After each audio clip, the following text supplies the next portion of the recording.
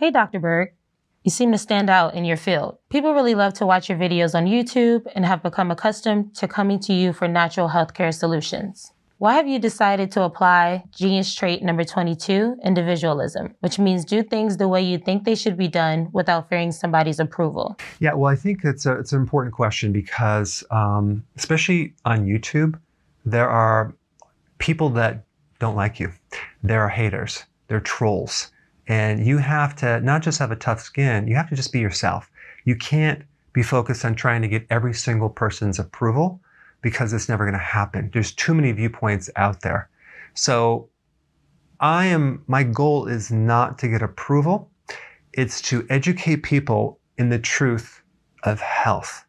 Of the 24 traits of genius, which one do you recognize to have used most in your career? Well, there's a lot of them. I think the one I use the most is number 14, the ability to communicate. So communication, true communication is one of the most important things in social interaction, in teaching. And so I'm a teacher. So I have to be over there. I have to be in the other person's head to make sure what I'm communicating is being received and understood. So when I do a video, for example, I'm talking into a camera, just like I'm doing right now. I'm not just talking. I'm also at the same time trying to be over there to make sure what I'm saying is getting across.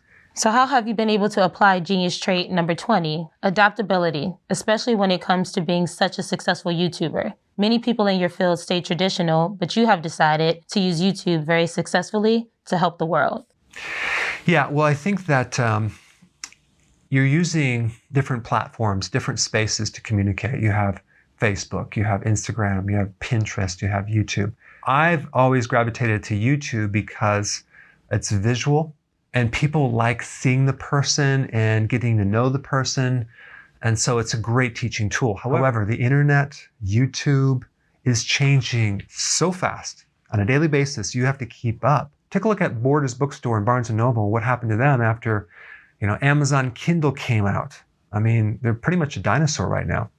From your point of view, what is the actual state of the general public in your field regarding the truth of medicine, and what are the actions you are taking to change the mindset of people when it comes to healthcare? Applying genius trait number 4, knowledge. Yeah, well, I think I've always been a seeker of knowledge. I always wanted to know the truth of something. If there's some mystery out there, I need to know about it. I'll give you an example. Magic tricks, okay? So every day I get these advertisements from this company called Hocus Pocus, and they promote these magic tricks. So of course I have to watch them. So there's someone usually doing this trick, and they don't tell you how they did it. You have to buy the magic trick to learn how they do it, right?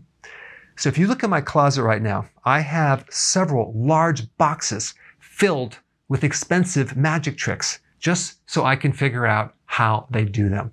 Do I learn how to do them? No. I just want to know the mystery behind it. So I definitely am a truth seeker, and I have to figure things out. Now, when it comes down to the body, there are many mysteries and confusions about how the body works. So I study medical physiology for fun. And I really think there's no other area or subject that has more confusion, more unknowns, more things that are false. So how would you advise people to use genius trait number 7, ability to judge when it comes to their personal health care? And how do you get people to really take responsibility for their health with this idea in mind? So a lot of my videos on YouTube are counterintuitive. They're the exact opposite of mainstream. I'm kind of a myth buster.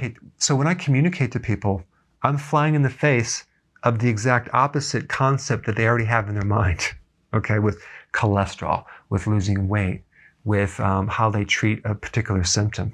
So I'm telling them the opposite a lot of times.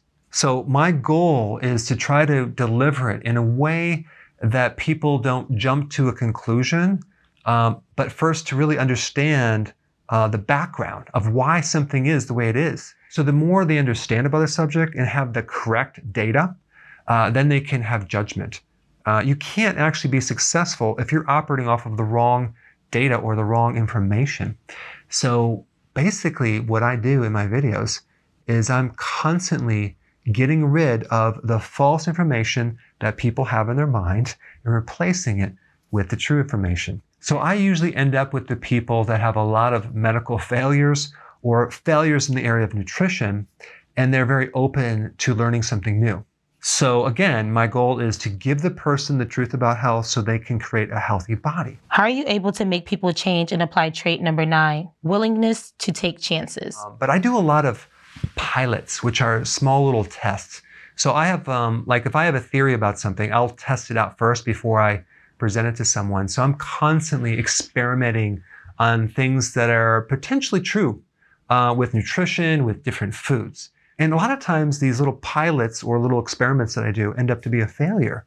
So you can learn from them. You learn from your mistakes. And even myself, for example, the big reason why I am so driven to get myself healthy and help others is because I was personally so sick. If I did not hit bottom, so sometimes in life, it's the failures, it's the pain that gives you a new purpose, that drives you to such a high level where now you're able to help so many people. So even right now, I have over 500,000 people that watch my videos every single day. And when you're helping so many people and you're on purpose, it's very, very satisfying. So at the end of the day, I think it boils down into two different buckets. You have people that are constructive and they're helping, and you have people that are destructive and they're not helping. And these characteristics of being a genius all align with help.